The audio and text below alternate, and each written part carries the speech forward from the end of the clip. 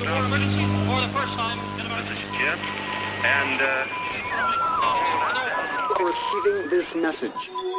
We are Ken Jennings and John Roderick. We speak to you from our present, which we can only assume is your distant past, the turbulent time that was the early 21st century. Fearing the great cataclysm that will surely befall our civilization, we began this monumental reference of strange and obscure human knowledge. These recordings represent our attempt to compile and preserve wonders and esoterica that would otherwise be lost. So whether you're listening from an advanced civilization or have just reinvented the technology to decrypt our transmissions, this is our legacy to you. This is our time capsule. This is the Omnibus.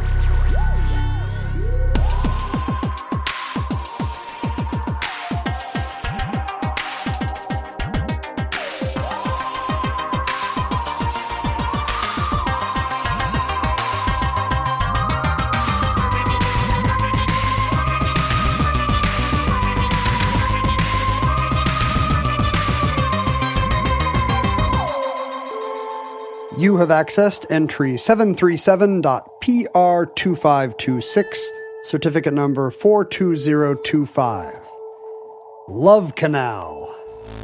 President Carter declared a state of emergency today in the Love Canal area of New York's Niagara Falls, where toxic chemicals were discovered oozing from the ground. Don't you love a canal? Love Canal, I think because I'm a little too young to have remembered it firsthand, it always seems dirty to me, like the canal seems dirty or something else the canal seems is dirty. No, but it seems like a dirty phrase, like a euphemism. Oh, right. Like it's euphemistic slang, like, I don't want to. Yeah, right. Dirty. I don't want to see their love canal. I mean, I don't want to do this in every single episode, but there's a Seattle band, an old Seattle band called Love Canal. Do they spell it weird? Nope, they just spelled it just like it is. Not like Mach turtle? No, I think that it just was meant to be a double entendre. Love Canal is a good band name. Yeah. Because it's either sexy or activist. Yeah, right. But it can never be both. Well, If let me see. If you have one in your head, you will not have the other. Well, wait, Jane Fonda in that one movie, Sexy Activist. China Syndrome? Yeah, right? Yeah, But that's a nuke thing. I don't think of that as a sexy movie. No. And really, Jane Fonda, I don't know, Barbarella, she was sexy. Maybe later on she got a little bit shriller. You know, as a feminist. She's she's a workout. I'm young enough that she is a exercise queen, not a Viet Cong Hanoi supporter. visiting tourist. Well, this is again another age difference between us. I lived through Love Canal. You were Ken. there, man. That's right. I mean, I lived through I was 10 years old when it was a media cause celeb in the United States. So, what are you smirking about? Ryan's. This is going to be a real out of left field. You're going to read some texts. I just got a text from someone saying Ryan Seacrest is hosting Wheel of Fortune, and his producer lets him say tonight, even though Wheel of Fortune does air in the daytime in certain markets. This has been a real sticking point on our stage because you can't say tonight. I like to say tonight. It sounds more television to me, and I always get told, no, many of our markets air Jeopardy in the afternoon. Please say today. Wow. But today seems weird at 7:00. It does seem weird. On this show, anyway, Ryan Seacrest has enough cachet to get away with it. Apparently, is he just now hosting Wheel of Fortune? Is this brand new? Yeah, these are shows that will not air until the fall. Wow, but it's been announced. And this has little to do with Love Canal, but when I did look at my phone, you were the one who asked, what are you chuckling at, Ken? And now you know. Ryan Seacrest has tonight privileges that I do not have. Well, do you think that Ryan now has opened the door and now you're going to say... What a trailblazer. Listen. I think we've always thought that Ryan Seacrest would be the Rosa Parks of something. Yeah. And now we know what. Me saying tonight on Jeopardy. Well, I look forward to hearing... you say tonight on Jeopardy and having futurelings have this insider information. They will know how it happened. You know what, man? I was there. They'll know just the like secret. John was there for Love Canal. Yeah, so... Good segue, by the way. Good segue back to Love Canal. Thank you. Return to Love Canal. Kind of one of my skill sets. I mean, I can't figure out how to make hotel reservations, but I can get back all the way back. Because it's useful in stage patter. Making hotel reservations, terrible stage patter. That's true. We've done several shows about environmental catastrophes. We did There was the fish. There was fish in a hole at one point. That's right. It's a very small catastrophe. But we did the Berkeley Pit. Oh, that's right. We've done several shows because, as Futurelings will know and recognize, we are environmentalists. You and I are concerned. We love the earth. We're concerned about environmental degradation. We're worried about our future, right? The future of the planet As a species, yeah. as a species. As a civilization. We also have done quite a few shows about things where we're referring to a time before the environmental movement, when people were doing things either unconsciously or somewhat consciously. Just killing 100 million passenger pigeons just like, for funsies. oh, what could go wrong with this thing? And then and maybe even we've talked about burying 50-gallon drums full of toxic stuff. Maybe Have we done toxic sludge? I feel like We did talk about Ninja Turtles recently, but that was kind of pro-toxic sludge. Well, you're a fan of turtles like fighting back. You're never going to get turtles wearing bandanas unless you mutate them with something. In all of my talk about the Manhattan Project and nuclear stuff throughout the years, I haven't talked about burying all the waste underground at Hanford and then it gradually seeping toward the Columbia River. Feels like I have, but maybe that's just dinner table conversation with me. You did that. We did that Cannikin show where you never said the word Cannikin. Right? Boy, that made people mad. We did white trains, but that's more warheads than waste byproduct. Well, there's so much chemical pollution in the United States that who knows where to start. Well, let me tell you where we're going to start, Ken. We're going to start at Love Canal. Is this ground zero for our new exploration of sludge? Well, in a way, it's ground zero for a certain kind of American awareness of sludge. Sludge awareness. Yeah, it's a sludge awareness. We celebrate Sludge Awareness Day what's today? We're recording this on June 6th. Boy, you're giving a peek behind the curtain there. Are people going to dox us somehow? Well, they're like, June 6th? How can you guys get away with this? They don't. Do you think we have less lead time or more than they think? Boy, I don't know. I mean, it accounts for the fact that we're always saying like, boy, the vice president really said a funny thing today. And people are like, what? But it also accounts for when I get emails, people saying, you were absolutely wrong about snails. And I'm like, what are you talking about? Why is this person from the past? I don't think we talked about this on mic, but yeah, when a show comes out, suddenly we will just get random online messages about some topic that we mentioned for 5 seconds 2 months ago. We have I often have absolutely no recollection. Like, I was just trimming my nose hairs when I heard your show. And I'm like, what? So it's a great little absurd kind of Salvador Dali moment where 6 people suddenly want to talk to you about hot air balloons. Yeah, right. And it's always something that we said for 2 seconds, some off the cuff remark. Sometimes I'll read like transcripts of some moment on our show. It's often omnibus out of context, but some little exchange that we have where it's unclear who is saying what, and I honestly can't tell whether I said it or you said it. I have the same issue. Like, what was even happening that would lead me or John to say either of these things? Yeah. Well, in this episode, pretty much every time someone says Love Canal, it's probably going to be me, although maybe it'll be you sometimes. I can say something different if it helps us figure out later who is who. No, it doesn't matter. What about every time we talk, we say, okay, this is Ken, and then the omnibus out of context, I will have to put that at the start of every... I think whoever that person is has started to do J and K. Well, if there's an exchange, yes. Yeah, right. But if it's just one sentence, then you'll never know. But he will now, because I'll be like, this is Ken, and from now on, you'll know. There you go. All right. For the rest of the show, it's all Ken talking. And only one of us has to do it. Because then the sentences that don't have it are clearly the other one. And the AI bot that's turning us into, like, that's going to animate us in the future and be like, hey, it's Ken Jennings talking. Or buy chemicals. Or I could just speak in Spanish the whole time and you could then we would know who's who. That's right. I could speak in pidgin French. No, one of us can speak in this English. is incredible. One of us can speak in his native language. Oh, okay. Yeah, that'll be me. Then it would be clear. And you reply to me in Spanish. This will be a very weird show. I mean, I understand a little Spanish. Vamos a ver. I have no idea what you just said. You remember a time in America before you were born I do not. when No lo recuerdo. How could I remember a time before I was born? That's the one time I don't remember.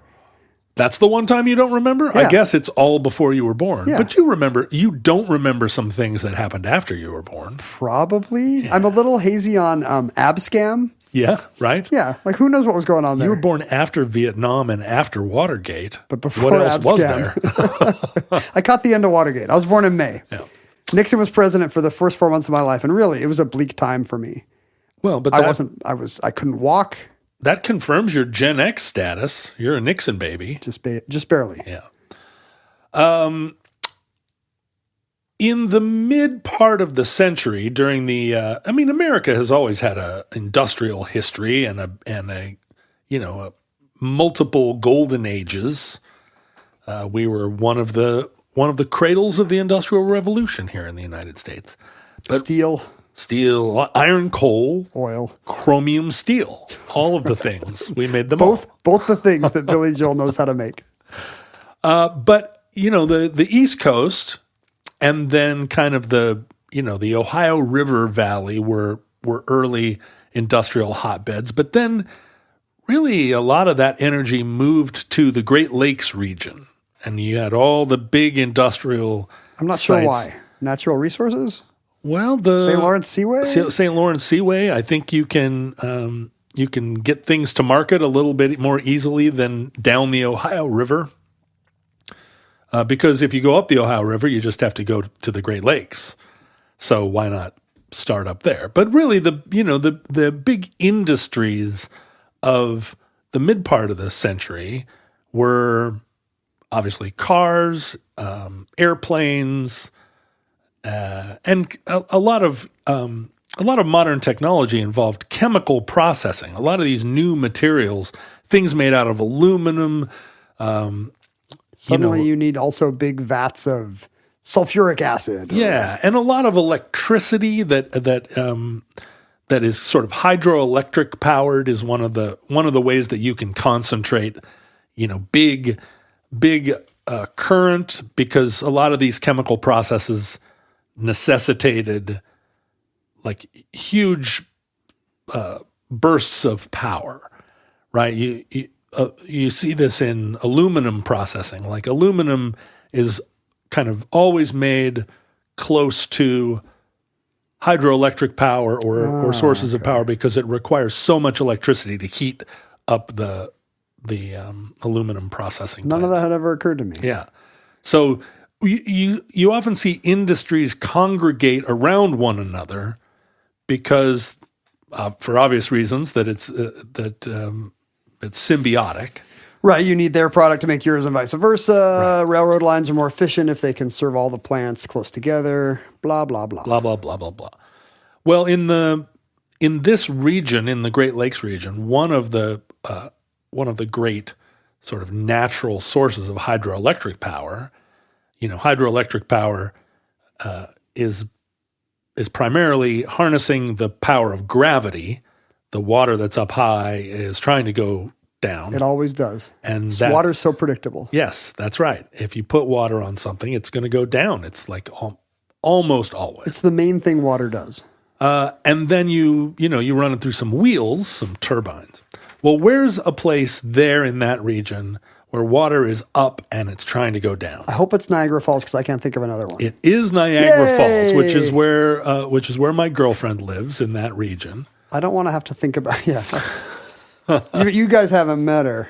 I hope we don't have to get into like Sault Ste. Marie or some part of the Great Lakes I don't know. But nope. Niagara Falls I've been to. Nope, we're gonna concentrate right there at Niagara Falls, which was, it became part of a little industrial base there that was where factories and other factories that needed a lot of electricity, processes that needed a lot of electricity, were trying to harness the power of this big water drop.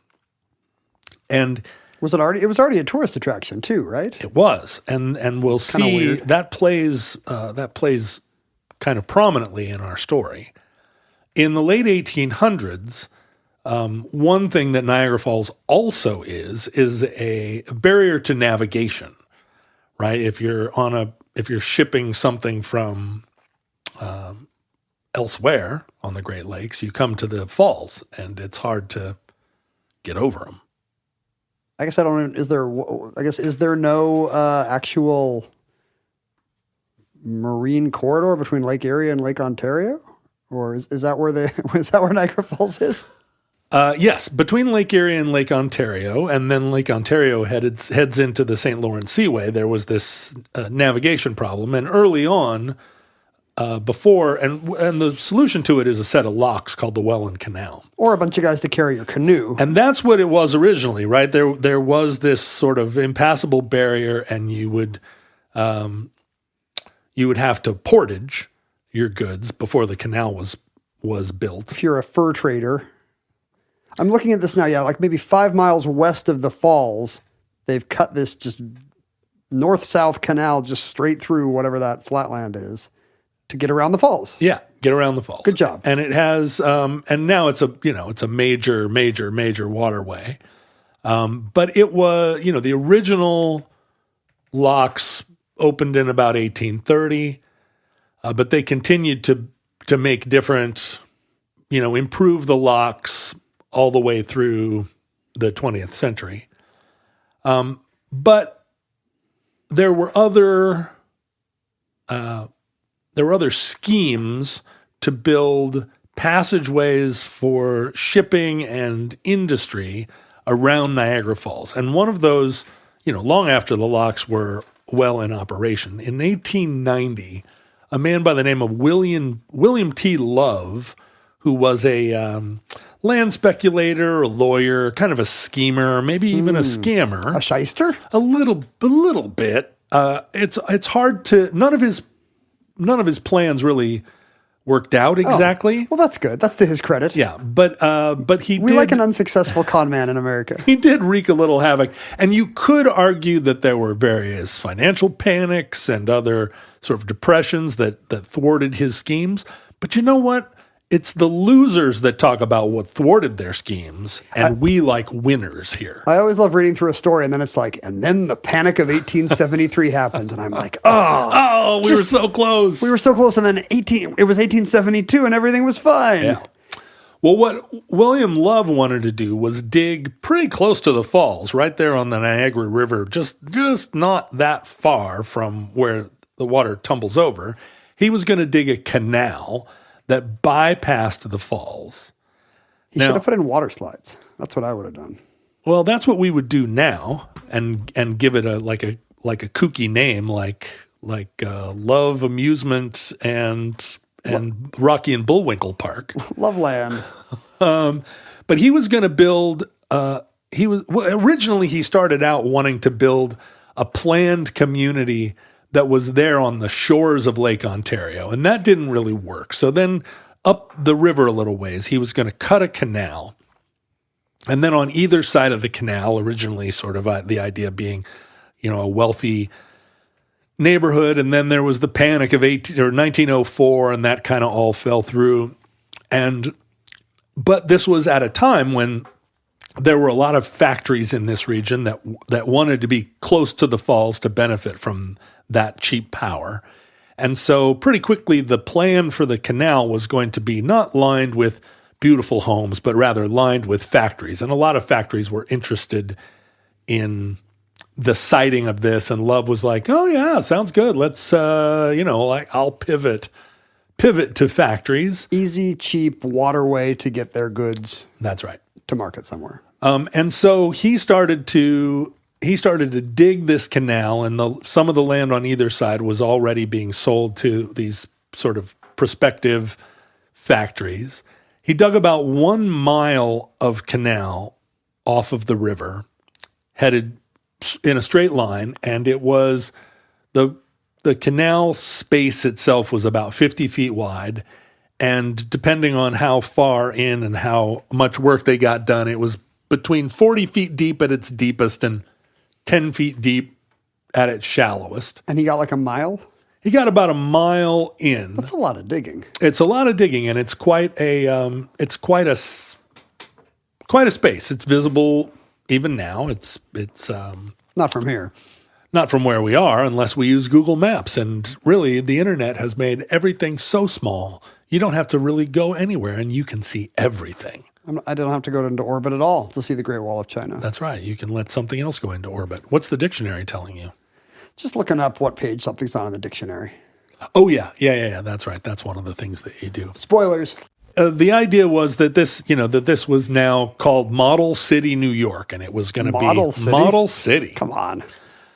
But he had various financial issues. I think before even 1900, Love himself had punched out of this project, but it had been taken up by the various other concerns. Yeah.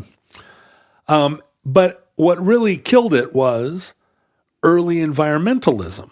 In 1906, a law was passed preserving the falls by prohibiting any water being taken out of the Niagara River. Oh, they were worried enough about hydroelectric projects that they thought it would die as a tourist attraction. That's right. And die as a natural phenomenon. There was a movement that imagined that the falls would dry up because all the water had been sucked out of it. And there are plenty of other places in the United States that something even worse happened and nobody did anything about it. I'm sure if Yellowstone and... We did that show about whatever that Yosemite Valley is. Yeah, that's right. Yosemite would be just a giant racetrack, a NASCAR site now.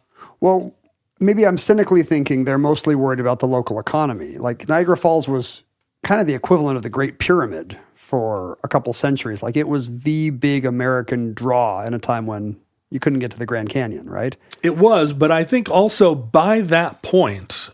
it's a little bit of the Penn Station issue. By that point, there were so many natural wonders in the United States that had been forever altered by industry that there was a kind of consciousness like, wait a minute, we're breaking everything. We can stop one of these. Yeah, and this one is just a very visible one and a kind of beloved one. So, but the people then were sort of nascently conscious of not the ecosystem, but of grandeur, natural grandeur. We could lose something pretty. Yeah. Well, and this is the Teddy Roosevelt era, right? Yeah. He's also trying to preserve America's natural spaces for his own sort of hale and hearty reasons.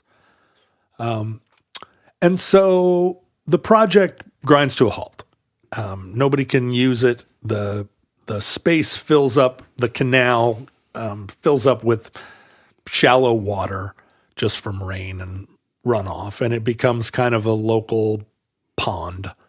The state of New York has killed this thing. Yeah, or or whoever this was. Hippies. Nanny state. Basically. Yeah, hippies in starched collars. But, coming in strong, the city of Niagara Falls by the 1920s recognizes that this is a wonderful site for a city dump. Because it's a big hole in the ground. Yeah, and industry's booming, and there's a lot of just, and the population is starting to boom, and there's a need for a dump, and the city takes it over and starts dumping garbage. Now, the area right there becomes a kind of chemical processing area, right? It's not a place that, later on, there were automotive manufacturing plants and, a lot of mid-century industry. But in the 1920s, and to this day, the area was famous for the production of petrochemical stuff, abrasives, vulcanized rubber, like early plastics. Using chemicals to do stuff to other chemicals. That's right. Paper making, that's a chemical intensive process. That's upstate New York. And so, and also another thing, in addition to the water power is that there was an abundance of salt nearby. Salt being kind of a key ingredient in a lot of chemical processes. Like you start with salt as a base material, and then out of salt you can create lye and, sodium hydroxide is I didn't know there was salt up there. But yeah. You know. You need to start with that, and that's how you get your, then you start reactions to get you your chlorine gas or your whatever you need. Exactly. Prehistoric salt is part of this, an abundance of it, right? So then World War II happens. Spoiler alert, World War II comes swinging in on a vine, and there's a real need for this kind of, these chemicals and also all the products that these chemicals can produce. Big industrial boom. And a company a chemical company called Hooker Chemicals comes into the region, and they are Hooker primarily is making things out of caustic soda, which is sodium hydroxide. And I thought Fresca was like a caustic soda. It's also a caustic soda. But this is an even more caustic soda. It's very caustic. It's basically lye. Yeah. And what lye Strong can alkaline. do, lye, it's an alkaline, and it can do, lye is used in a great number of processes that we kind of don't think about. Obviously, we know that it's used in soap, right. but also, and all the kinds of things that sort of go along, accompany soap, oven cleaners, like caustic cleaners. But it's really good at dissolving fat. That's why it's so Oh, yeah. You start with tallow and you add lye and ta-da. So you use it to process wood pulp into paper and cardboard. And the modern era really, and we see it now, especially with Amazon. I mean, how many pieces of cardboard do you get a day? I feel like my cardboard consumption has gone up by 100 since I was a kid, and doesn't make me a great citizen of Spaceship Earth, maybe. All of us in the United States, if you order anything online, it comes in cardboard. But the 20th century has been an increase, just a steady increase, and then maybe like a big swoop up in cardboard use. It feels like something that can be pulped and reused. In practice, I don't know how much that happens. And if they do pulp it and reuse it, they almost certainly use lye in that process. Lye, yeah. But also, it's an important component in the process of breaking rock down to make aluminum. So aluminum needs all this electricity. It also needs lye. And in order to make sodium hydroxide, you need a lot of electricity. It's an electrolysis process. Okay.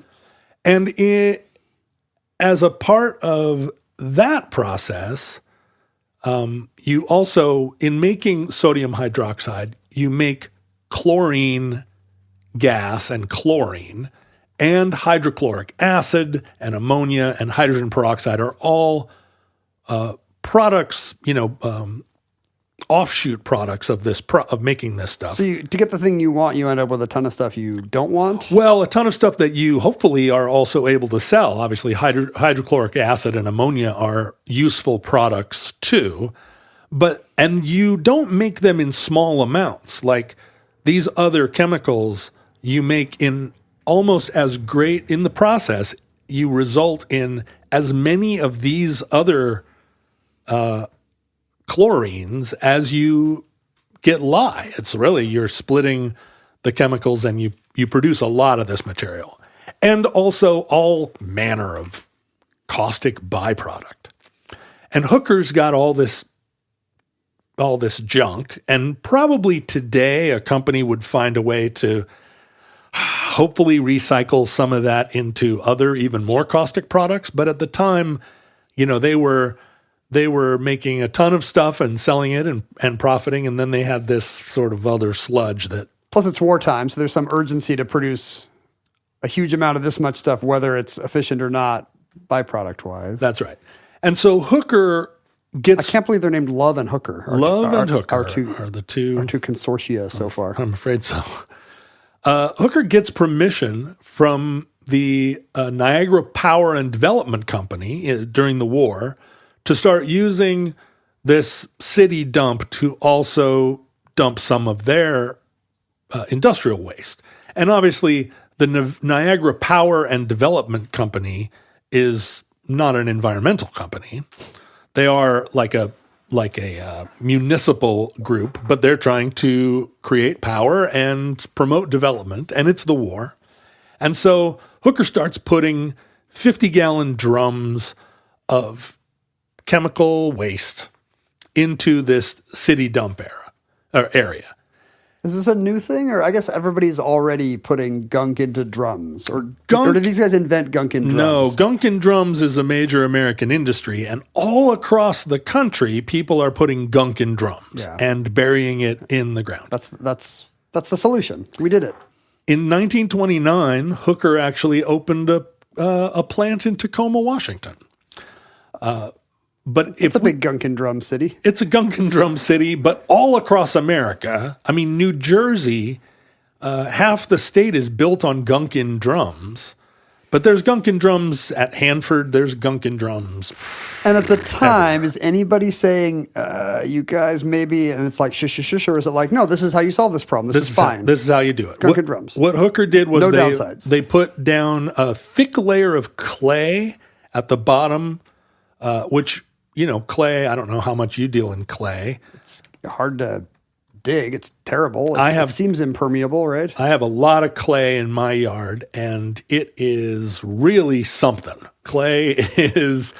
Every time I've tried to dig a hole, I've been disappointed with clay. I'll tell you that right there. It's not the best. And, people think, I'll mix in some organic material with clay, and it'll make it into dirt. And it doesn't. It just makes it into clay. It just stays clay.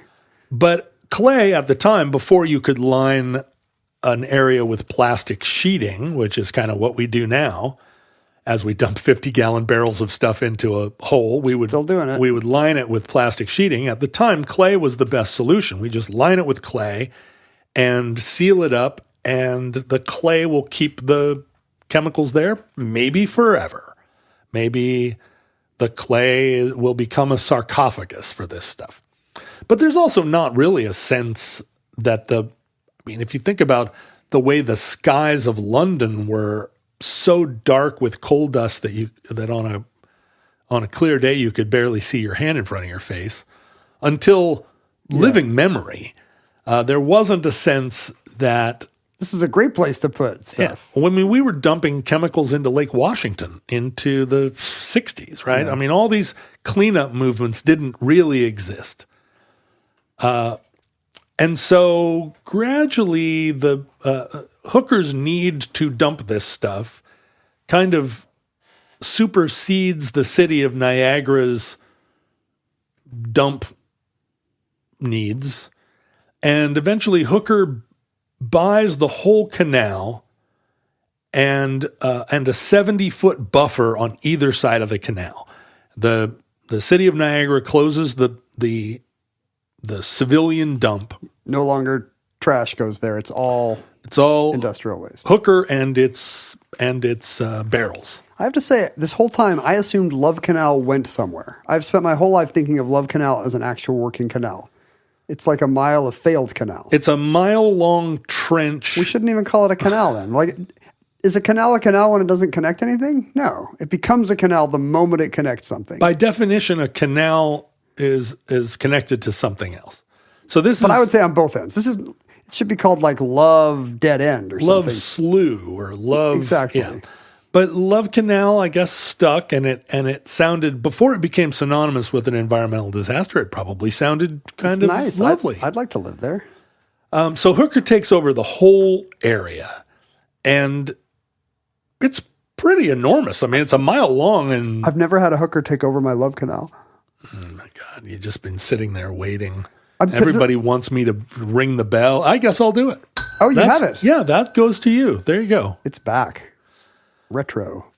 And really, most of this takes place in a very concentrated period between the end of the war and 1952.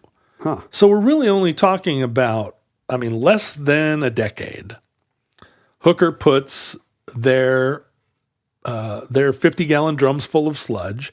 They end up parking about 20,000 tons of waste gunk. And kind of buries them 25 feet down. So that's less than 10 meters for our European listeners. It's pretty far down. It's 2 stories down. They did some work. Yeah, they put it down there, and then they covered it with another layer of clay, kind of basically saying, we're going to seal this off. Well, the city of Niagara Falls is growing great gangbusters, and the city starts to look at this area, which is in southeast Niagara Falls. It's about a 36-block area. They start looking at it as ripe for development. Is it close to town? Yeah, it's close to the falls. I mean, this is part of like what the scheme, what made it so unappealing to the environmentalists of its day was like, we're going to route around these falls right there, from a mile up the road. Got it. And the city and the school board, the local school board says, we got all these new people moving in. We need some middle-class housing, and we need some space to build a couple of schools, elementary schools, for all of these boomer kids that are, this is early baby boomers. You're already blaming this on the boomers, and they're like just going into first grade. It's the baby boomers in diapers. They start being a problem. It's their original sin. Right away. So Hooker originally is like, well, this is our garbage dump. They're upfront about it. Hooker, when this became a public sensation, there was a sense in the reporting of it that Hooker had concealed it. And we think about all these environmental catastrophes as partly being the result of industry being sneaky and deceptive, burying their garbage out in the forest and then denying it was ever there. Because that has happened so many times since. But at this time, burying your 50-gallon drums of toxic waste was considered a good business practice, and they were corporate citizens for putting the clay over the top. They weren't... And no regulatory reason not to. No. And there was no subterfuge, and the city of Niagara Falls and the Niagara Falls School Board absolutely knew that these places were there, and they didn't see any harm in building schools and neighborhoods kind of over the top of this sealed dump. Hooker, their lawyers, and their vice president, a guy, and I don't know if not to be a racist, but his name is Bjarne Clausen.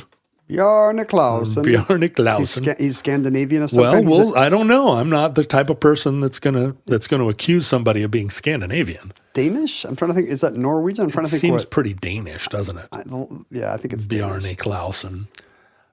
He says, first of all, like the school board's looking at this land, like let's stop quit all the dumping, and let's seal this up, and we're at risk of the school board eminent domaining this. Wow. It's that the city and the school board are not taking no for an answer.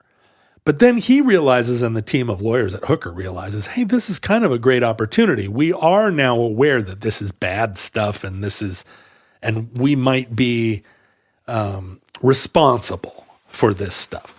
So we're going to write into the contract. Here's what we're going to do. We're going to we're going to sell the land to the Niagara School District for $1. And as part of the sale, we're going to write a contract that says, in buying this land, you are aware that it is a chemical waste facility, and we are indemnified in the future from any responsibility for this waste. So they do have a sense this might come back to bite them, or they wouldn't be taking the loss up front to avoid future legal action. Yeah, they do. I think the loss is foreordained because the school board's like, well, we're taking it one way or the other. True. And also, it's not much of a loss to lose your toxic waste dump and have it. Yeah, right. And as you're saying, it becomes like a net win for them. Let's get out from under this, and we'll give the land away, and we don't have to maintain it. Yeah, we'll keep going. So the school district gets the land for $1, and it immediately says, all right, let's build an elementary school right here, and we're going to put a planned community around it, or developers are going to, come in, we're going to sell off the land. It's going to become a town. When they talk about building the school, the original architect that they hire says, you're literally building a school, like in order to just put the foundation in, we're going to be digging down into the level that already has barrels of gunk. Chemical waste. And there's a kindergarten playground that you have sited like right on top of a holding pond. So they see it as a potential public health thing. It's not just an engineering problem. Like they are like, are you sure it's safe? Some people do, but the school board and the city of Niagara Falls do not let this inhibit them. Don't listen to the doomsayers. It's the American century. They move the location of the school, but they keep on building. And in the process of laying the foundations of the school, some of the contractors broke through the clay seal, and rain got in, and they were like, oops, and, covered it, pushed some dirt over the top of it. Yeah. But having broken the chemical seal, now water was getting into the site right away, right out of the gate. By 1955, there were 400 kids in the 99th Street School. And so they built another school because of the boomers. All the Levittowns are springing up. That's right, called the 93rd Street School, only 6 blocks away. How do you know? But I mean, it probably lengthwise, right? It was 6 blocks. Maybe they're long depth streets. And long streets. And in the process of building these schools, there was actually a retaining wall that got broken through and started crumbling. And they kind of, I don't know, they threw some dirt on it too. And even early on, like puddles during rainstorms would have a rainbow sheen on them. So anecdotally, people are noticing this is not how the water should be. But as developers come in and start building adjacent to Love Canal, they are not obligated, because they weren't part of this original school board deal, not obligated to reveal any of this dump or chemical and everybody contamination. And all the new neighbors are not from the region. They're pouring in from faraway cities, and they don't know. That's exactly right. A public group called the public agency called the Niagara Falls Housing Authority builds a subdivision there. In the process of the platting, the attorney for Hooker actually writes and says, "This is a bad idea. You should not build a neighborhood here." But his warnings are ignored. In 1957, as part of building the neighborhoods, they go to put in sewers, which requires that they dig under the neighborhood. Yeah. And in the process of building in sewers, the construction people find this giant 50-gallon drum farm, which, again, they should not have been surprised. Well, except the construction crews working for the developers have not been alerted by the school board because it's separate. And so each successive group of people that come into possession of the land are not informed by the prior group of people. And so it's always this, look at this. What are these? We're screw up in new ways. Yeah. And so now we're laying sewer pipes down on top of these rusty 50-gallon barrels. At one point, the city actually harvested clay. Oh, because they wanted to use it as fill when they were building the schools. So they just cannibalizing their seal. Yeah, took the seal off. And then this is also the period of the construction of big highways. Interstate highways are like on the this is the beginning of that. It's Eisenhower era. And so they build an expressway between Love Canal and the Niagara River. I've actually driven on it, the Highway 265. And so the expressway, they dig down to build the foundation of it. But what they do in bolstering the construction of the freeway, whatever groundwater used to be running out of Love Canal into the river now is blocked by the retaining walls and to build the freeway. And so then Love Canal, when it fills, when when the groundwater rises, it has nowhere to go. It used to pollute the Niagara River. Right. Now it's just going to bubble up out of your backyard. And what it does is bubbles up out of people's backyards, actually bubbles up in their basements. Yeah. Basement walls start to kind of seep this black gunk. Nobody can get anything to grow in their yards except, like crap scrub grass. And there are malodorous winds. That's my least favorite kind of wind. I know. I hate when the wind is malodorous. It's really terrible. But the neighborhood itself flourishes. This is a bustling time in the sense that people keep moving in. People keep moving in, and the Love Canal area is considered like an above average neighborhood in terms of income, in terms of like children doing well in school. It's just like white flight out of Buffalo. Is that like, are we into that era? Like, where do you think these people are coming from? Other cities, right? Around there? Well, this would have been starting families, GI Bill. Yeah, in the 50s and into the 60s, this would have been boom times before the industrial collapse, the Rust Belt. So there were lots of jobs and and factories nearby. The neighborhood actually had a very large African American population, which becomes interesting in a minute. So the Development Authority ends up building over 800 single-family homes and 240 low-income apartments as part of this big social development scheme.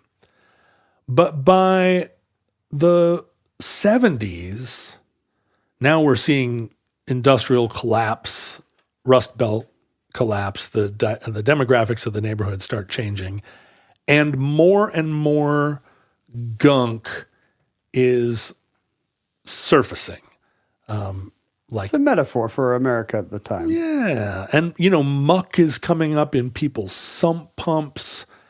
It's, there are like new concerns that it's interesting here the physical cases happen because in modern these forever chemical nightmares we see today, 3M's putting Scotchgard in your water or whatever. And a lot of those people start to notice like the childhood illnesses first or the tumors first. But here they're literally seeing glowing Teenage Mutant Ninja Turtle chemicals. Yeah. And there's not, at the time, I mean, I am not a climate change denialist, as you know, and I'm also not a toxic waste dump denialist. I'm interested in the butt here. But there's a little bit of question, and not to be an industry shill, but of course the industry points to statistics and kind of like the window pitting. Oh, it's not right. The disease that sparks the investigation, right? There isn't like this overabundance of tumors that either is anecdotal or statistical at first. It's really just gross smells and weird. There are birth defects in Love Canal. But this is back when these things were obvious enough that they could be seen by inspection and not just by lawyers with statistical analysis. And no one had there wasn't any group identification of, hey, there are more birth defects here than in other places. There are more cases of leukemia. Like that kind of statistical analysis hasn't bubbled to the surface. As it were. In 1976, a reporter for the Niagara Falls Gazette by the name of Michael Brown starts to do some hard-hitting Watergate-style journalism, going around interviewing residents because he'd gotten malodorous wind of all of this stuff, and increase. This by this point in time, 20 years later, the collective memory of Hooker and the dump had all just sort of been suppressed. The school district didn't want people thinking about it. The developers didn't. And then the next generation of those people never knew about it. They were new, yeah. And people moved in and there was nobody talked about it. It was not, it had disappeared in such a short amount of time. But he starts writing these articles about all the toxic vapors and he does some analysis of the sump pump water and the sludge in the basements, and finds dioxin and benzene and stuff that's clearly toxic, black fluid, weird smells.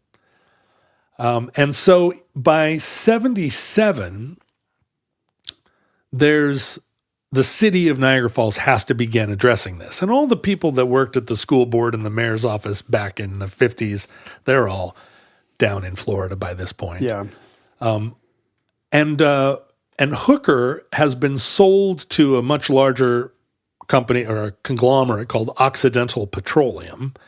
And Occidental is sort of leaning on the indemnification clause of the original contract, but also kind of has a spokesperson denying that there's anything untoward. There's nothing going on, but if there was, we wouldn't have to pay. That's right. And so the city hires the Calspan Corporation, who are an aerospace company that's most famous for investigating air crashes and industrial accidents. This seems like maybe a new tactic that has not been tried before. Get some industrial outside investigators in. That's right. And they come and do an investigation, and they start to reveal that, well, it's beyond statistics. Science shows that dioxin, which is usually measured in parts per trillion, is in the groundwater and in the air here at 53 parts per billion.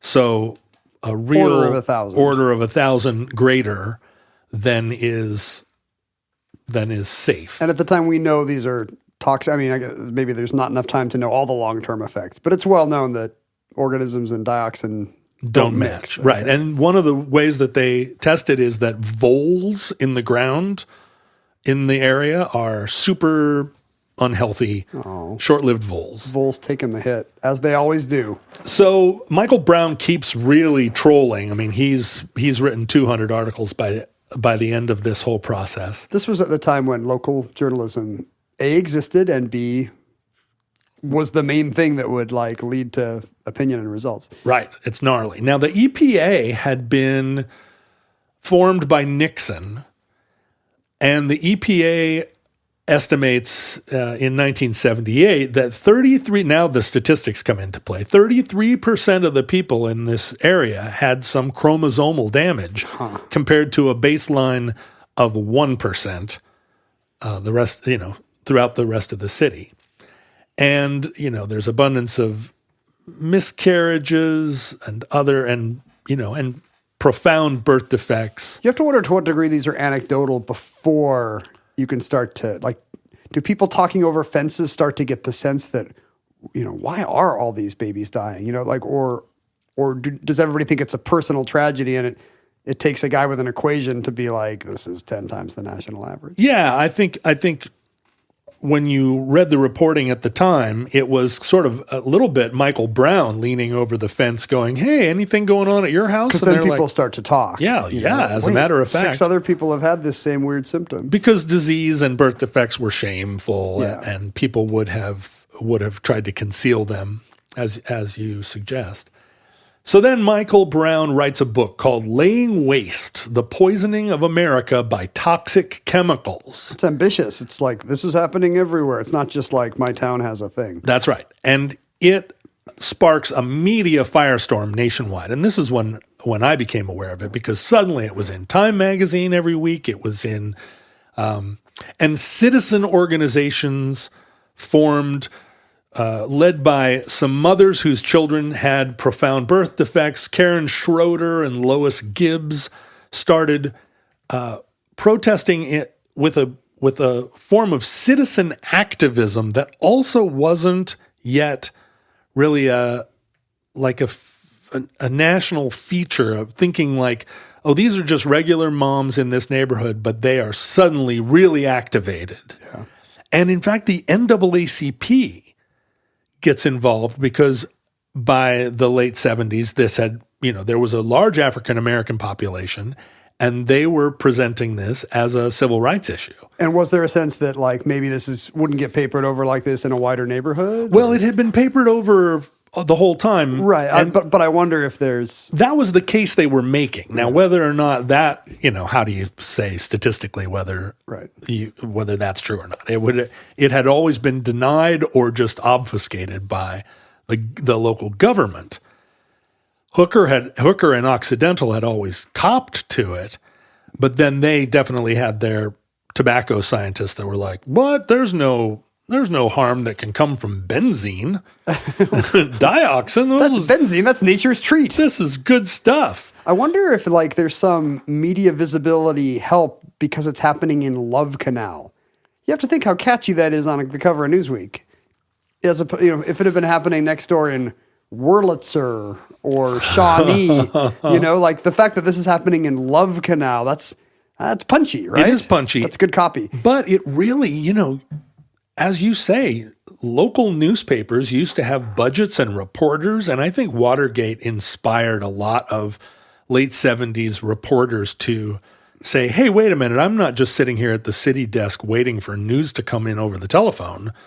I'm going to send my intrepid guys out to figure stuff out. We got cub reporters. Yeah, what's going on out there? Bring me a story. It becomes a national story, and I think it resonated with people because all across the country, there were 50-gallon drums of sludge buried under 6 inches of clay, and the degree to which the old-timers remembered it going into the ground, and also the young-timers watching black sludge seep out of a pipe into the local stream, it was an era of environmental consciousness, and this stuff was all around. At this point, everybody's read Silent Spring, and we're not unaware anymore. So the feds are called into action, and Jimmy Carter sends the Federal Disaster Agency, which up until that point had only responded to natural disasters. They're like a tornado task force. Yeah. He sends them in, and the natural disaster industry says, oh, we've got to use some of our tornado funds to start mediating this disaster.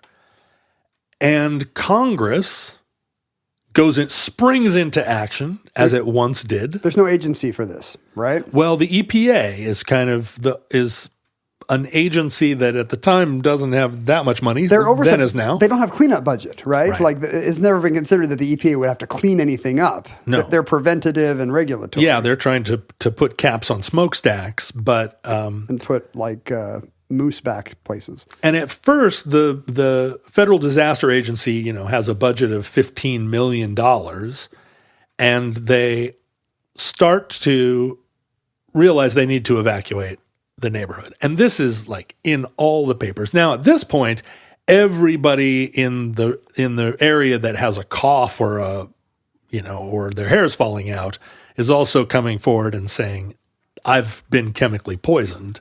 And enough of them really have been chemically poisoned. You're never going to know on a citizen level. Did we talk about the downwinders? Did we do a show about the... Yeah, we did. Yeah, we did. The Conqueror, right? You're never going to know which tumor would not have happened without the dioxin. Right. It's... All you can do is stats work. Look at the statistics, and those are always being interpreted differently by whoever is interpreting them. In aggregate, you can tell there's a problem. You've got cavities in your teeth. So does somebody, who lives on a farm, but are your cavities caused by these chemicals? Who knows? But by this point in time, it's not. It's just so many waves of attention and outrage that there's no denying that this neighborhood has to be evacuated. And the government, really, the state and the feds buy 400 houses and demolish them. The whole area is fenced off, and Congress passes legislation establishing the Superfund Cleanup Act. It has a more convoluted name. But the Superfund still continues today, right? Yes, and this is the birth of it. And Superfund is a massive fund that results from taxing chemical companies, because Occidental is found by a judge to, despite the indemnity clause, to be responsible. And there's a key distinction made that that they are responsible for neglect of the site, but not recklessly irresponsible. What does that mean? They're not so they're not criminally. They're not criminally responsible, but they are responsible in a civil sense. They have legal liability. And the fact that Hooker had been purchased by Occidental did not mean that Occidental wasn't on the hook. That's a good precedent you're going to want. Yeah. Superfund then is funded by, and this was a landmark decision for all chemical companies and industrial companies they in the States. Must have just been lobbying like hell against it, because it would never happen today. They all were. And they were, the chemical companies, by the end, when they saw this happening, they really sent in the lobbyists saying, well, actually, cavities happen all across the country. Dioxin is good. Yeah, it should. And it's what makes your cake rise. I sprinkle it on my frosted mini wheats. Superfund then, goes across the country looking for toxic, the EPA goes around and, collecting reports of these sites. There are some sites that dwarf Love Canal by a factor of hundreds. Oh, is that right? And it's just the one we remember because it was first. Yeah, we should do a show. There's one in Tennessee that's like stretches to the horizon. New Jersey has more Superfund sites certainly than any other state, and maybe than all other states combined. I thought you were going to say that it has rest stops or Denny's or something. I mean, New Jersey is massive Superfund cleanup site, but even here in Washington State, there are 48 Superfund sites. Is that unusual? I guess I thought it was like a small list like the national parks. Like, here are the places it got bad. America's just hundreds, if not thousands, of these cleanup sites. These sites have been. This process has been happening since the 1980. Decades, right? There are still 1,178 Superfund sites on their list and you come off the list when there's... You come off the list when it's been cleaned up. Here on the Duwamish River... looks like over 1,200 have come off the list. Yeah. So, I mean, we're talking about 2,500 sites. Yeah. Here on the Duwamish River, there's a chrome plating site. The Boeing company dumped everything it didn't want in the Duwamish. There are still signs posted all around the Duwamish saying, don't eat shellfish, don't eat crabs, don't eat fish out of here. And the signs are posted in Vietnamese, Spanish, Laotian, because those communities down there, South Park, are immigrant communities. And the people there are used to... More tradition of food foraging. Yeah, go into the river and find what there is to find. I actually was a member of the Duwamish rescue committee 15 years ago. I went to a bunch of meetings and you did it. Raised my hand every time they said, should we do something? I was like, yes. My vote from Capitol Hill is absolutely. The trajectory of these Superfund stories always seems good. It's American industry, channeled into a good cause. We're checking these off one at a time and we're going to get to them. But then, when you read about how long 3M knew about whatever the PCBs, whatever they were putting on people's couches, and the shocking thing is, A, they knew for decades, and B, there's a funny thing where they kept taking samples and they kept finding PCBs in everybody's blood, and they were like, well, clearly this can't be right, because that person lives in Alaska and this person lives in Bolivia, and they can't all have 3M chemicals even in their though blood. We're exporting it. That would be crazy. And it wasn't until they found some blood bank in China from 1966 and they got those samples that this woman finally finds blood with no PCBs in it, and she's like, well, that's it. You had to be living in rural China in the 60s. Right. And everybody else on Earth now has delicious 3M chemicals in all their tissues. Delicious. And it seems unsuperfundable. The Superfund story is empowering, and the 3M one is depressing. Yeah, well, that's the thing about microplastics. That's the thing about, you're not supposed to eat certain kinds of canned tuna more than twice a month. There's that stuff's just in everything now, and that's part of why Generation Z is so down on the world. Well, it might be because they're actually literally have more mental illness or whatever because of all the because chemicals. of PCBs. Yeah, I mean, like there's really no way to know which of these epical social changes, like why did depression triple? Why did obesity double? Like hard to say which of these are caused by which invisible chemicals. We may never know. Well, we're sure not putting our smartphones down to investigate, or rather we're using our smartphones to investigate, and those can't have any negative impacts. Those will be the good things. Of 900 homes in Love Canal, over 90 people elected to stay. You were allowed to stay. Yeah, if you were old and you were like, man, it can't kill me now. I guess it's true. So yeah, almost 100 homes. But it's a bummer if you're surrounded by just hollowed out, yellow taped off neighborhoods. It was only in 1995 that Occidental Petroleum paid the astronomical sum of $129 million. Not really astronomical for a giant chemical company. And what, they fought it for decades? Yeah, well, so they never wrote a check until the 90s? Yeah, 15 years. They were like, well, let's appeal that because of this and that. But the thing is, all across the country, chemical companies and industrial companies were fighting Superfund, were fighting these laws, they were all being taxed for the cleanup, and not a single one of them was like, oh, that's fine. Let's just write that check. Boy, we sure screwed up. We did an upsie when we covered this up for a decade. No, not really. And what's interesting is the case was only declared closed in 2004, although the cleanup was done. They stopped doing any cleanup, a decade. It is kind of funny that the before. legal morass was harder to solve than the actual sludge. Yeah, well, and I mean, whether the sludge is solved, what they did was they dug up the muck and they moved it to a different garbage dump.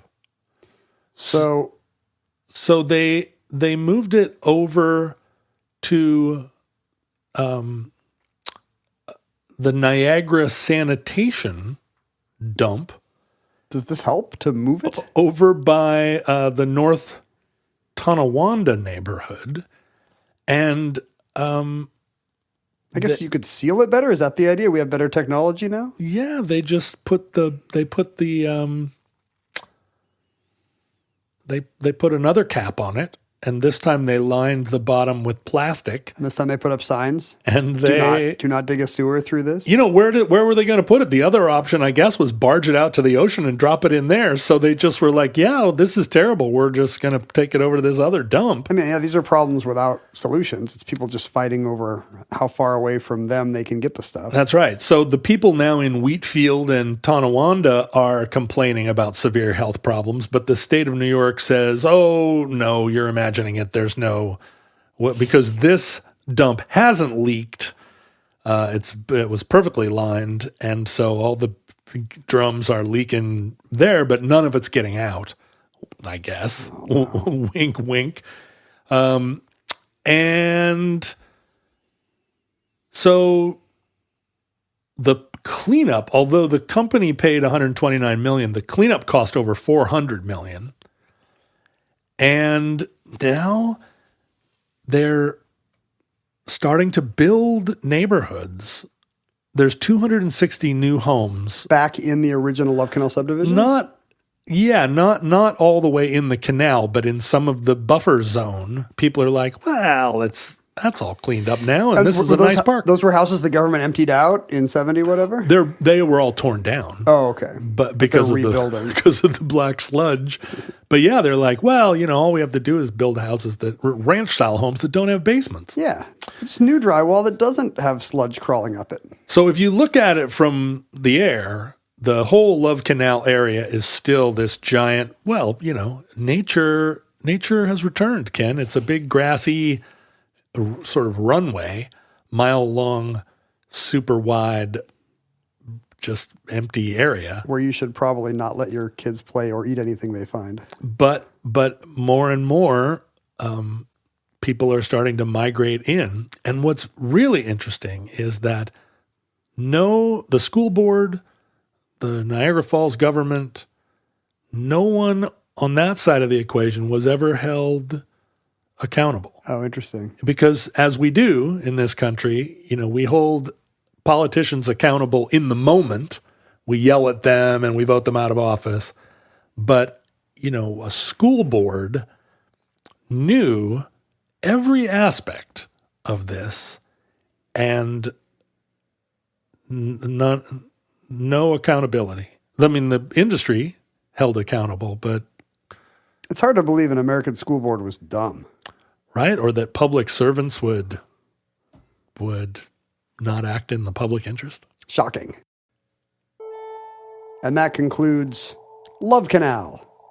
Entry 737.PR2526, certificate number 42025, in the omnibus. Speaking of sludge, you can find us on social media at Ken Jennings, at John Roderick, at Omnibus Project. Not so much as we used to be, though. Our bad ideas have now been sealed in drums. You can email us at theomnibusproject@gmail.com. Send us things if you want. Nothing full of PCBs, although I guess everything's laced That's with the PCBs thing. now. You and I both, that Dr. Pepper has got to be full of PCBs. Listen, I spent my childhood just spraying Scotch Guard into my mouth. I'm immune now from everything. Well, I mean, you're consecrated, or what do they say in Fury Road? Oh, yeah. Recognize me. That's not right. No. This is fun for people. Acknowledge to listen to. me. I'm valid. No, Validate it's me. not that. What if those guys sprayed themselves and were like, validate me? And then Morton Joe is like, your silver head looks very good.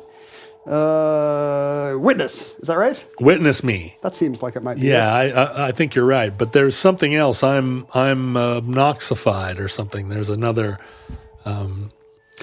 Is it more fun to let people yell it at the screen? Yeah, I think so. I think there are people that probably just saw the latest movie, Furiosa, and are like, it's right on the front of my head, and I'm mad at you for not knowing.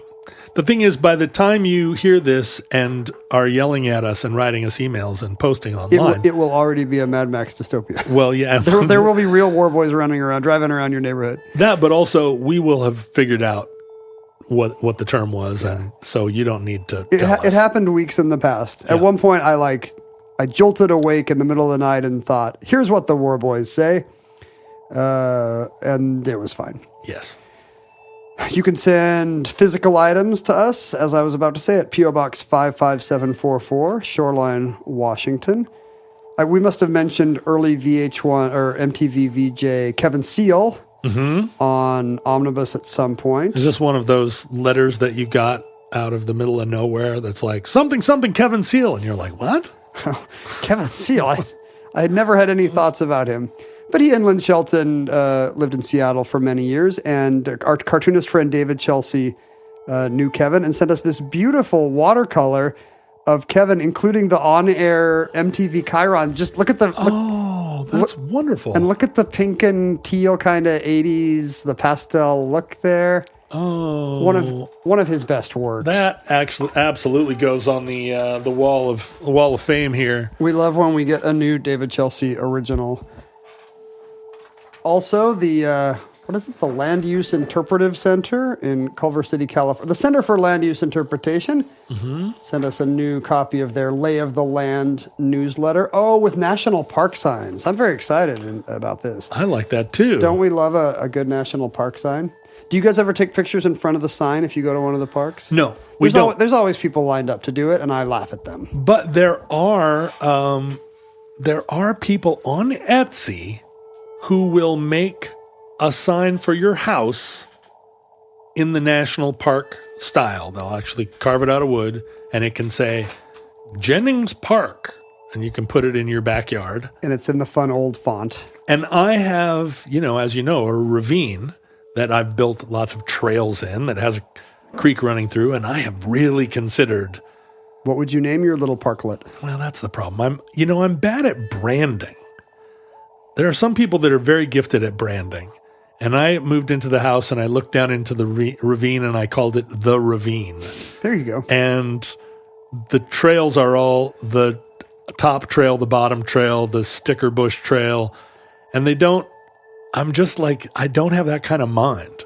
But you go to any park, a lot of these parks were explored pre-branding, which means the trails in these places often are Top Trail, River Trail. Yeah, that's right. Dead Horse Trail. Crest Trail. Yeah. Johnson Trail, Murphy Trail. Yeah, none of them are great. So you're fine. But maybe I should just sort of like, oh yeah, Sticker Bush Trail. I mean, I'm literally a poet.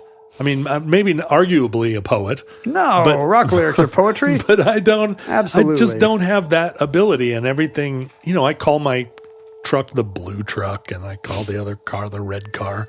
No, that's good. That's the kind of kind of street level imagery that works. Yeah, that's right. In pop music. If I'm showing up and I'm driving the red car, you know what to look for. I mean, Carly Simon knew an apricot scarf from a coral one, so something to work on. You recently mentioned, I think, your pins splitting off, and people told you they were products for that. But guess what? Somebody actually Amazoned you a bunch of these locking pin backs. Gosh, look at those. 40 different pin backs. I have at least 40 pins. The problem is they did not name themselves on an Amazon gift receipt, so we don't know who this anonymous hero is. Thank you so much. This is so thoughtful. I'm always putting pins on things and then really stressing about losing the pins. These are cool. A listener who goes by the initial T says, this is kind of funny. Dear Ken and John, enclosed are 2 pennies, and now I want to give you my 2 cents. The funny thing is, I swear I opened the envelope and there was 1 penny. Like, if there was ever a second penny, I cannot find it. Here's my 2 cents. It's 1 cent. Here's my 2 cents plus or minus 1 cent. Margin of error, 1 penny. He came within 1 penny, so that's pretty good. His now that he's paid us a half a cent each, he thinks we should do a show about a famous shipwreck survivor named Harrison Ojegba Okene. Mm-hmm. And I'm not against that, even though I'm hearing about Harrison for the first time. Well, yeah, but don't you feel that that's a little bit, that the whole idea of that is a little disrespectful? Like, to the survivor? Or I know that you have, it's a tier. Oh, a Patreon. It's a Patreon tier to suggest a show, but I'm going to give you 2 pennies. And also, he only remembered one of them. It seems like it's a little bit of a slap. A little slap in the face. I'm going to cut him some slack because he drew a very cute cartoon of a shipwreck on the front of the card. Yeah, it's a little cute. You're kind of down on this guy. Thank you, T. As John alludes to, the main way to support Omnibus is not to send us an incorrectly counted amount of change and then make hostage demands, but rather to go to patreon.com/Omnibus Project. The only reason Omnibus survives as an initiative is because of the generosity of our supporters. Some of them send us pinbacks, but others go to Patreon and become members and supporters of the show, and every month receive just a panoply of amazing benefits, early access to ad-free versions of the shows, a monthly addenda show, and that's just the beginning. Just the tip of the literal iceberg. It's true. Literally an iceberg. If T really does only have 1 cent, it's true. He is not a candidate for this, which would cost something on the order of $5 a month. But that means for, I don't know, what is that, 20 cents a day? Yeah, 20 cents a day. It seems very likely that many people listening to this could become Omnibus supporters at that level and stop denying themselves these amazing perks. So please consider that. Patreon.com/Omnibus Project.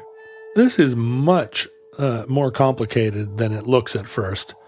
These pinbacks actually come with an Allen wrench, and you have to assemble them. Well, you're not wearing one of those things where you put a magnifying loop over your glasses. No, it's true. Do you think you might need one of those? I think it might help.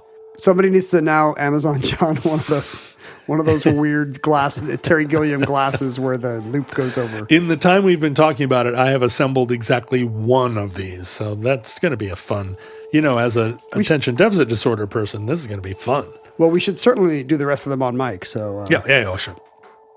Future links from our vantage point in your distant past. We have no idea how long our civilization survived.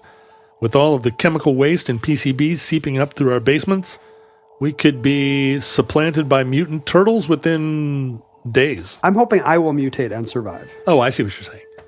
Yeah, I'm not sure how mutated I want to be. I mean, if it gives me superpowers, yes. If it gives me like a 6th finger, no. I'm gonna keep just spraying that Scotch guard like Banaka and hope that it works. We hope and pray that the catastrophe we fear may never come, except for Ken, who seems to be enjoying it. If the worst comes soon, this recording, like all our recordings, may have been our final word. But if Providence allows, we wish you many goods and cheese and hope to be back with you soon for another entry in the Omnibus.